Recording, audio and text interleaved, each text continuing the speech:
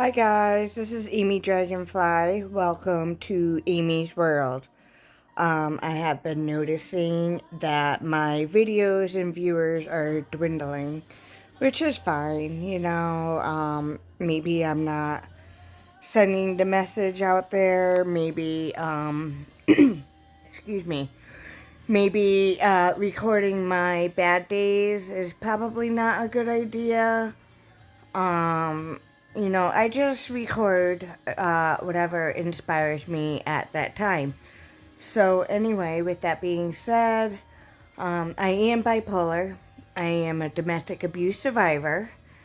I am also hearing impaired and a lot of other things too. I have my first doctor's appointment after 2 years coming up this coming week. Excuse me. And I'm very looking forward to it, and it's been a long time coming.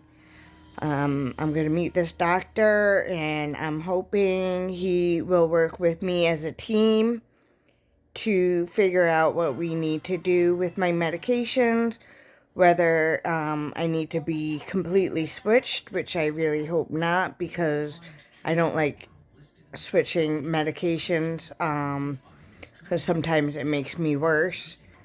I'm hanging on by a thread. I do know I need some adjustments in my medications. There's a lot of situational stuff happening right now, which I'm sure it is with you guys too. My rent is going to be increased by 50%. We have new owners, so they're allowed to do that. I can't really afford a place like this anywhere. I have a really nice efficiency apartment in a really nice area for me, and every place else that I look for my price is not a safe area. So I'm scared. I'm really scared that my life in Florida could end. So I'm really nervous. But anyway, I've been doing my prayers. I've been trying to live the best life I can and trying to improve on some things. So I'm just hoping whatever's meant to be will be. You know, they say when one door closes, another opens. And I'm hoping this is true in my case. Um, so, anyway, I'm not having a good few days, but I am trying to make it better. As you could probably have seen in my past posts and videos that I'm struggling. I'm really struggling a lot, and death is on my mind a lot. And with anybody with bipolar and mental illness, you guys can get what I mean. I am not looking to die. I am not looking to kill myself. I'm not looking to end anything. For the record, this is not a cry for help. Excuse me. And for the record, this is just only for people who can relate and maybe feeling the same way, to show you guys you are not alone in feeling this. So, I fantasize about death a lot lately. Like I had a couple of medical fears that really weren't anything, to be honest with you. I just was stupid to look online, and according to online, I was dying of uterine cancer or this or that. And my first thought is, thank God, but it definitely was not true, and that's how we feel sometimes, I feel like I'm a burden on other people. In this apartment search, and friendship ending, over misunderstandings, and it's really, really hard. Me being hearing impaired, I tend to misunderstand what people are saying and interpret it the wrong way, and instead of these people asking me, this is what I thought I told you, and me saying, this is what I heard from you, they don't give me that chance. They just write me off. I'm a lot of work. It's hard for me to keep friends. I have a couple of people in my life that are really, really good and that I love to death. But the only place I can afford that are nice is if I get a roommate. But the problem is, I'm difficult to live with, with my mental illness. Every day is different, you know. I'm emotional no matter what kind of meds I'm on. I'm act crazy sometimes. I'm sorry, crazy is the wrong word for people like us, but I have no other word. So, finding a roommate, unless somebody really knows me and knows everything about me and have dealt with me, is next to impossible. I do not want to put that on somebody else. And I don't want an explosive episode to have a moment where either I or the roommate have to move out. So therefore, um, living alone is my best option. Hopefully with really nice neighbors. I will find something, even if I have to go back home to New York, which will break my heart. But it'll be fine.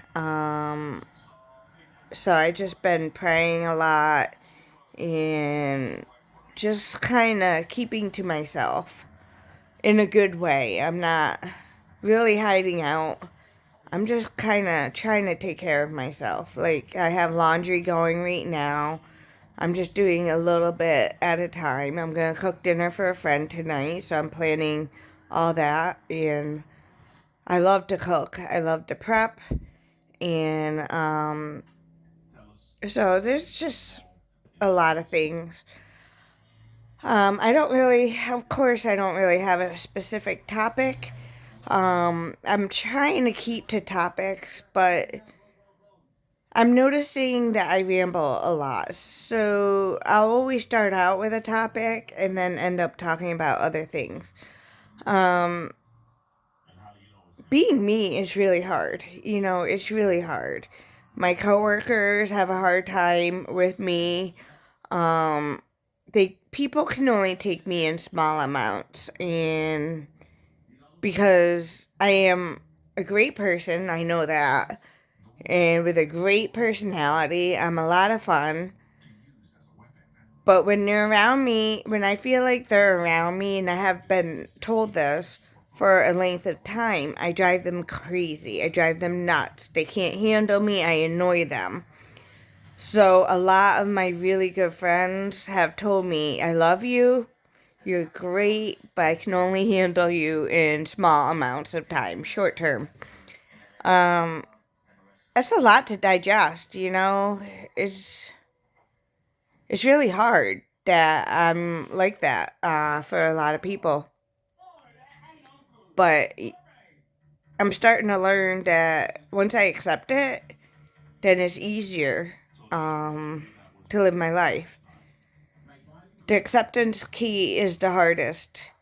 I'm on these bipolar groups on Facebook, and people are devastated to learn they're diagnosed with bipolar or other mental illness, and they chime in, when is this ever going to go away? Are we ever going to get better? Is there a cure? And it's sad. you know, I've been dealing with this for 17, 18 years now, and I'm just now starting to really understand everything. Um, and it's still not perfect. I'm still a work in progress, and we are all going to be works in progresses. And it's just a matter of acceptance, accepting that you are a certain way. Because the more you fight it, the more harder it's going to be. The more I fight it, the more depressed I get. And, depression is really hard. Our kind of depression is a lot worse than the healthier people depression. I don't say normal. Nobody's normal. There's normal for you. And that's a normal. our depression, I should say my depression, is really bad sometimes, and I fantasize about death. You know, I go over bridges when I'm really depressed, and all of a sudden these thoughts will come in. Oh, what if my car, hits another car and I go over the bridge and die? Oh, thank God. I wish that would happen. But as soon as that thought pops in my head, I'm like, oh shit. That's not right. That's not a right way to feel. Just get yourself home, get yourself safe, and, tomorrow's another day, an hour by hour, minute by minute. You'll get through it. I'm relieved I did not die yesterday. I'm relieved that I did not die this morning. Because that moment has passed. A lot of time, suicide is on top of my mind. And I fight it every step of the way. I visualize myself doing something bad to myself. And I think nobody's going to care. And, a lot of people think that's selfish, but it may be. But in our mind, it's not. In our mind, it's like I should say, in my mind, I feel like I'm a burden to other people. And I feel like this unselfish way is to disappear so they don't have to deal with me. You know, let this shit end, I'm ready to start a new life. I get in these moments, I do believe in reincarnation, and I get in these moments where I don't want to do this again. I want to stay wherever I am. I don't want to be reborn and go through this shit all over again. And all these things always come in my head when I'm depressed. And, I tell people all the time, if I'm ever diagnosed with cancer, I don't love life enough to fight. And that's really sad. It's a really sad way to live. And, I don't have kids. I was unable to have kids. I was infertile. I'm 47 years old. I have, nothing in my life except for my friends and my family. And you know what keeps me going? And you know what keeps me from doing all those bad things is my family.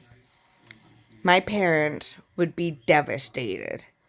My friends would be devastated. The ones I have, everybody, it would hurt. It would hurt everybody living. And I've seen the results of that with other people.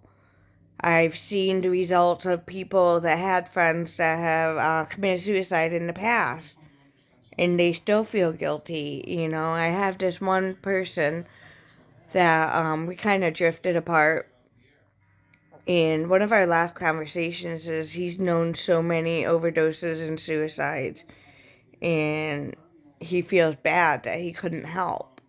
And it makes him sad and depressed. And I feel like it has made a horrible impression for him about life in general.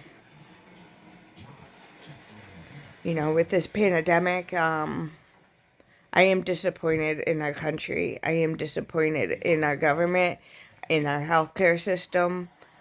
And this is not a political thing at all.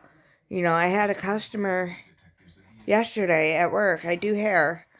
And, she battles cancer and she's a survivor. But a lot of people she knew that had cancer, the hospitals, the doctors stopped life-saving treatments. And these people died of cancer that possibly did not have to die because medical offices were closed. All remaining chemotherapy, everything. This is when the first pandemic first started. It's much better now. But nobody knew, telehealth wasn't formed yet. For people with mental illness and addiction and alcohol issues, so many of us have died. I was almost one of them. And if I didn't have so many years of therapy, I would have been one of them. And I'm just so disappointed in our healthcare system. Yes, a pandemic was going on. Yes, nobody knew what was going to happen with COVID. But that was still no right to shut our healthcare system down to the people that need it. So many people with mental illness, their groups have ended. Counseling has ended. There is no help. No help at all. And I have proof of that because I've looked for help. I had to help myself. But like I said, under so many years of dealing with this, I figured out how to help myself. But there's so many people who don't know how. A lot of addicts. I had a couple of people I've known from the past. As we all know, I'm a recovering addict, and I heard they were doing so well. Groups got shut down, counseling got shut down, AA, NA, everything got shut down. It was before anything was online. There was no help. They had no other resources, so they went out and used. One friend wasn't found for 2 days. It is horrible. A lot of mental health people go out and start using drugs because they don't know what else to do. And they have died of accidental overdoses because of stupid fentanyl being in everything. I will admit, I turned back into drugs when the pandemic started. I was clean, I was doing good, and, I was doing all I can do, and there was no help. Nothing. Somehow, some way, I started using again. I don't know how it came up or how it happened. But, I'm still recovering from that. It's been a while since, I've stopped using. So it's a good thing. I got myself out of it. But it was not for anybody to help me. I had to do it myself. Like I said, I have 5 rehabs under my belt, 4 mental hospitals. So I utilized those skills even when it was too late. And I already did it. I came back out of it utilizing these skills. But there are so many people that don't have the skills to begin with. And this is part of why I started doing my YouTube videos, because there is no help for a lot of people. A lot of people don't know how to find help. A lot of people feel alone. You are not alone, people. All of you guys, even healthy people, even families listening in. I hope people do listen into this with friends and family that suffer from all these illnesses. Sometimes enabling him is wrong.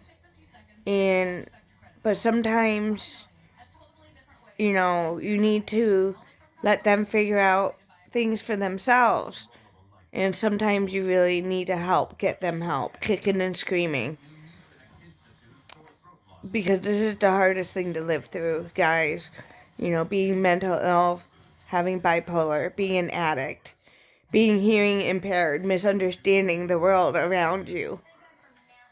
Is being infertile, You see people with families, people who have stuff to really live for. They have their kids, grandkids. I'm at the age where my age people have grandkids now. And I know there's more people like me that are lonely, that feel alone, don't have a significant other, don't have children. And we are not alone, guys. We are not alone. And this is the purpose of me doing these YouTube videos. I'm on a mission to help people. And maybe just sharing my bad experiences and telling my story is not the way to go. Because my viewers are going down. I started out with 50, now I have 10. If you guys are listening, subscribe to this channel. I don't think it costs any money. But the more people that just subscribe to it, the more this is going to spread to other people. Somebody said you can make money. I'm not interested in making money off of these at all. That's not my goal. My goal is to save somebody's life. My goal is to help somebody not feel alone. My goal is to help share my symptoms and my stories because somebody else out there is going through the same thing and they think they're alone. So please, guys, can you help? Help share these videos. Help subscribe to this channel. Do whatever you can. You know, I'm not looking for money. I'm not asking for money. I guarantee you, though, if for some reason this gets so many viewers, which I doubt, and I do make money, it is going to the mental health addiction groups. I don't want to make money off of this. I want to help the system. I want to help people. This is my job. This is what I feel I need to do. I have so much passion. I lost it for a little bit. I started out doing these videos with all that passion, and then I got wrapped up in my own demons, going through my own shit, and I forgot about where the passion came from. So I'm asking for all of you guys' help. Please help, okay? Please share this. I thought about doing TikTok stuff, but I don't even know how to do short things. I don't know anything about anything. I'm just going with my heart, and I'm just filming this going with my gut. I know this is 20 minutes. A lot of my 20-minute videos is not getting any views, but please, this is so important, guys. Share my videos, subscribe to the channel. You know, spread the word, spread it to family, spread it to friends. You know, if you're in counseling and you suffer from these mental illnesses, if you like these videos, you know, show it to your bosses, see if it's okay, share them in groups, in sessions. I don't care how these videos are shared. Just please spread the word. Because there are so many people dying. There are so many people alone. There are so many people like me contemplating suicide, fantasizing about death, you know, going out there to try drugs, to relieve their pain, to hide, you know, to take a break. And there's fentanyl in these drugs, and you're going to accidentally die. And don't go through that, you know. There is help out there somewhere. Even if it's to watch these videos, Google, I don't know if there's any other videos like these out there. We are not alone, guys. We are not alone.